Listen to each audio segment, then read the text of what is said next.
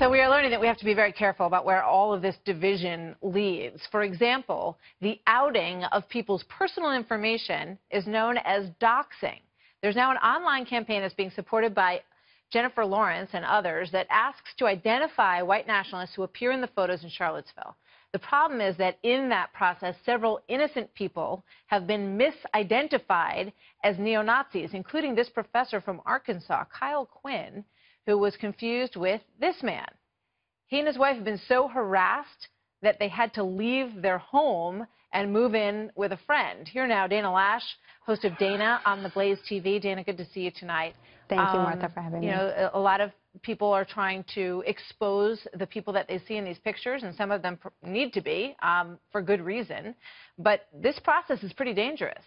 No, I completely agree, and everybody would love to know who these individuals are. Make no mistake, but we have to be really careful in how we go about that, because according to the standards of internet mobs and the frenzy, you know, people just get all riled up. They go after and they can really harm innocent individuals, like James Quinn, the man that you just mentioned. He just happened to have a similar look and build to one of the guys pictured holding the mosquito repellent tiki torch, and for that, he and his family were driven from their home. This guy's made his life on helping individuals, and because of this false identification, you know, he trains other scientists that could actually impair him from being able to go out and do his job properly and help people.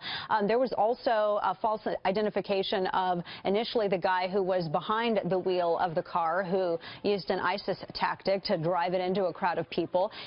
Originally there was a false identification there. We just have to be really, really careful in how we go about it. I mean, there's a reason why there's an investigation. Attorney General Jeff Sessions has said the DOJ is also looking into this. I really trust the professionals to do their jobs, because they, as much as anyone else, want to find out who some of these individuals are that are pictured, you know, assaulting other individuals, or, of course, driving their cars into someone. But we can't get carried away in this frenzy and actually do more harm than good with the intent here. You and Kathleen Rice, new topic here, have been going at it. We just have about a minute. She said, I'm just going to say it, NRA and Dana Loesch are quickly becoming domestic security threats under President Trump. We can't ignore that. And you went on to say, an elected official just labeled me and millions of others domestic security threats. Wow. Right. Where does this stand?